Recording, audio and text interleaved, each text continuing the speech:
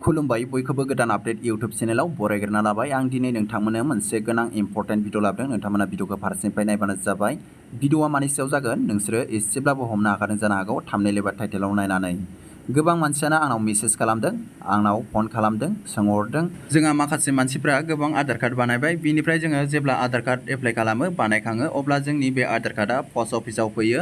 बिनिफ्राय लोगोसे पस्ट अफिसाव जोङो बे आधार कार्डआ फैयोब्ला जोङो बे आधार कार्डखौ पस्ट अफिसाव पस्टेलाव लायनो थाङोब्ला जोङो लोगोसे जों आधार कार्डजों जोङो एटिएम कार्ड मोनफायो। नाथाय बे एटिएम कार्डआ माबायदि आरो माबायदि भेलु गोनां आं नोंथांमोननो नैबे भिडिअनि गेजेरजों खोन्थागोन आरो लोगोसे नोंसोरनो खोन्थाबावगोन जोङो पिएम किसाननि फैसा हाबदों। जायनिया दा गोदान एप्लाइ खालामदों बे आधार कार्डजों मोनफानाय एटिएम कार्ड एकाउन्ट नाम्बाराव पिएम किसाननि फैसाया 2000 हाबबाय। माबोरै हाबदों बिनि फारसे आं नोंथांमोननो फुल डिटेल्सफोरखौ नोंथांमोननो खोन्थालांनो नाजासिगोन। नोंथांमोना भिडिअखौ फारसेनिफ्राय नायबानो जाबाय आरो गोदानै फैदोंब्ला नोंथांमोना गोदान आपडेट इउट्यूब चेनेलखौ साबस्क्राइब खालामनानै होबानो जाबाय। बेफोरबायदिनो नोंथांमोना मोजां नटिफिकेसन मोनबाय थानो हायो गोदान आपडेट इउट्यूब चेनेलनि गेजेरजों। अब्ला भिडिअखौ जागायनोसै, नोंथांमोना नायलांबाय थाबानो जाबाय। बेफोरबायदि बबेबा जायगायाव होआखै जानो हागौ। पस्टेलाव बा पस्ट अफिसाव जोङो आधार कार्ड लायनो थाङोब्ला जोंनो बे आधार कार्डजों लोगोसे जोंनो एटिएम कार्ड हरफायो, बेंक एकाउन्ट हरफायो। जोङो आधार कार्डजों डाइरेक्ट लिंक जाखानाय बियो एटिएम कार्डआ आरो बेंक एकाउन्टआ। बेखौ बबेबा पस्ट अफिसाव होआखै जानो हागौ। बिनिफ्राय आरो बबेबा पस्ट अफिसाव होदों जानो हागौ। आरो बेखौ लायनो थांनायाव जोङो आधार कार्डजों लोगोसे मोनबोफानायजों लोगोसे बे एटिएम कार्डखौ बर'नो थांनायाव जोङो फिंगार थुनानै लाबोफानांगौ आरो लोगोसे 100 थाखा फैसा चार्ज लायो। बबेबा बाराबो लानो हागौ, बिनिफ्राय बबेबा खमबो लानो हागौ। बे गावबागावनि पार्सनेल खोथा जाहैबाय। बिनिफ्राय बेयाव जोङो दा बे एटिएम कार्डआव पिएम किसाननि फैसा हाबदों होननानै गोबां मानसियानो बुंदों। नोंगौ हाबदों, नाथाय ओरैनो हाबाखै। जायफ्रा पिएम किसान एप्लाइ खालामदों बिथांमोना एप्लाइ खालामनाया डाइरेक्ट बे बेंक एकाउन्टजों आधार कार्डजों लिंक दंखायो नालाय बेयाव हाबदों। बिनिफ्राय मा बेंकनि हरदों, बे एटिएम कार्डआ मा बेंकनि आं नोंथांमोननो खोन्थागोन। आंनाव सासे मानसि हरदों, नायबानो जाबाय। आं वाट्सएपखौ अपेन खालामबाय, बिनिफ्राय बेयाव अपेन खालामबाय। बे बेंकनि नामानो जाबाय इन्डियान पस्ट पेमेन्ट बेंक। बेखौ अनलाइनबो एप्लाइ खालामनो हायो, बिनि भिडिअखौ आं सिगांबो होबाय। बिनिफ्राय जायफ्रा दासिमबो नोंथांमोना एप्लाइ खालामाखै नोंथांमोना एप्लाइ खालामनोबो हागोन। लोगोसे बिनिफ्राय पस्ट अफिसाव डाइरेक्ट आधार कार्डजोंबो हरफाखायो दै, बेखौ बे एटिएम कार्डखौ डाइरेक्ट हरफाखायो आधार कार्ड लायनो थांब्लानो।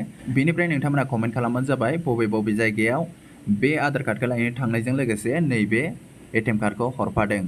जाहाथे नैबे भिडिअखौ नायनानै बिथांमोनाबो माखासे खामानिखौ मावफालांनो हायो। बिनि थाखाय नोंथांमोना कमेन्ट खालाम आरो लोगोसे नोंथांमोना बे भिडिअखौ शेयार खालामनानै होबानो जाबाय। हाबबाय दै, दाख्लैबावैसो एप्लाइ खालामदों माखासे मानसिफ्रा। बिनिफ्राय 2000 हाबजेनबाय। बे बेंकआवनो हाबदों दै, इन्डियान पस्ट पेमेन्ट बेंकआव। बिनिफ्राय गोबां मानसियानो साननो हागौ जोंनि बे बेंकआ बेलेग जाबा जोंनि बे पिएम किसाननि फैसाखौ मोनगोन ना मोना। मोनो। जोङो बेंकजों आधार कार्डजोंल' लिंक जानांगौ, अब्लानो जोंनि बे फैसाया बेंक एकाउन्टआव हाबो। नाथाय बे नंथारा, बे बेंकआवल' हाबो, बे एटिएम कार्डआवल' हाबो, बे बेंक एकाउन्टआवल' हाबो बे नङा। जोङो आधार कार्डजों बेंक एकाउन्टजों लिंक जाब्लानो जोङो पिएम किसाननि फैसाखौ मोननो हायो। बिनिफ्राय गोबां मानसियानो सोंहरदों आंनाव माबायदि मानसिया एप्लाइ खालामनो हायो होननानै। आं नोंथांमोननो बेखौबो क्लियार खालामनानै होनि। जायफ्रा पिएम किसान एप्लाइ खालामनो नागिरदों नोंथांमोना मोजाङै खोनासंलांबानो जाबाय। जायफ्रा पिएम किसान एप्लाइ खालामनो नागिरदों नोंसोरनि बे हाया जायनि नामाव दङ बिथांमोनानो एप्लाइ खालामनो हागोन आरो जायनि नामाव बे हाया गैया नोंथांमोना एप्लाइ खालामनो हानाय नङा। आरो लोगोसे नोंथांमोना हानि डकुमेन्ट थानांगोन, रेशन कार्ड थानांगोन, आधार कार्ड थानांगोन। अब्लानो नोंथांमोना इजिलि नोंथांमोना एप्लाइ खालामनो हागोन गावबागावनि मबाइल बा कम्पिउटारजों आरो नोंथांमोना अफलाइनजोंबो हागोन। नोंथांमोना बेयाव जेबो गिनांगौ गैया। नोंसोरो जायफ्रा बेफोरबायदि नोंथांमोना बेंक एकाउन्टआ आंना बेलेग गुबुन होननानै सानदों अब्लाबो नोंसोरो बेयाव गिनांगौ गैया। नोंसिनाव हाबफैगोन। नोंसिनि बेंकआ आधार कार्डजोंल' लिंक जानांगौ। दानिया जोंना पिएम किसाननिया माबायदि, जोंना बेयाव बेंक एकाउन्ट होनांगौनि गोनांथि गैया। आधार कार्ड नाम्बार होबानो जोंनि बे बेंक एकाउन्टआव डाइरेक्टलि फैसाया मानिया ट्रेन्सफार जायो। बेनिखायनो नोंसोरो बयबो आधार कार्डजों बेंक एकाउन्टजों लिंक खालामनानै लादो। आरो आधार कार्डजों बेंक एकाउन्टजों लिंक खालामनाया जोबोद गोनांखा। बिनि थाखायनो जायफ्रा खालामाखै खालामबानो जाबाय।